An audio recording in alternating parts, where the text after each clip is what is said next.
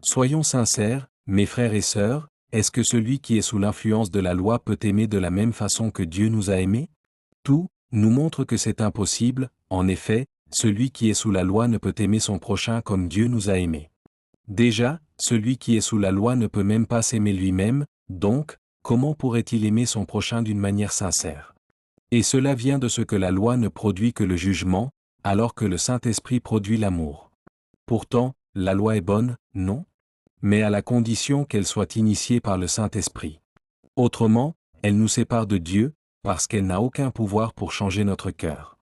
En effet, si nous sommes sincères, nous reconnaîtrons tous que la loi, lorsqu'elle n'est pas le fruit de l'Esprit en nous, ne produit que la mort autour de nous. La loi, en effet, ne peut nous aider à nous aimer jusqu'à ne faire qu'un, comme le Père et le Fils qui ne font qu'un, la loi n'a pas ce pouvoir. En effet, pensez-vous que c'est la loi qui unit le Père et le Fils? Ou que c'est la loi qui a poussé le Père à envoyer son Fils? Certainement pas, et elle ne peut encore moins nous aider à pardonner comme Dieu nous a pardonné. Elle ne peut même pas nous aider à nous pardonner nous-mêmes. Donc, comment pourrait-elle nous aider à pardonner à ceux qui nous ont offensés? Ce que dit la loi, c'est œil pour œil et dent pour dent.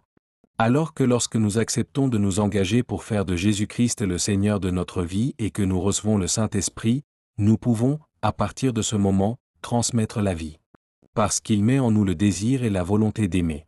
Et il met dans notre bouche le message de la bonne nouvelle de Jésus-Christ crucifié et ressuscité. Le message de la réconciliation qui se trouve en Jésus-Christ. Et dites-moi, qui mieux que le Fils de Dieu est en mesure de nous faire connaître les sentiments du Père? Et c'est pour cette raison que le Père a envoyé son Fils qui est Jésus-Christ dans une chair qui était semblable à celle que nous avons. Ceci afin de clouer cette chair que nous avons tous à la croix. Le but étant de nous permettre de recevoir le Saint-Esprit, parce que le pouvoir de la loi nous empêchait de le recevoir. Et ne nous trompons pas, si vous restez sous la loi, vous ne pourrez pas recevoir le Saint-Esprit. Parce que l'Évangile nous explique que la loi est incapable d'emmener l'homme à la justice. Nous avons donc besoin de comprendre qu'ils sont opposés entre eux, car la loi produit un jugement, alors que l'Esprit, lui, produit l'amour, la paix, la justice, la miséricorde.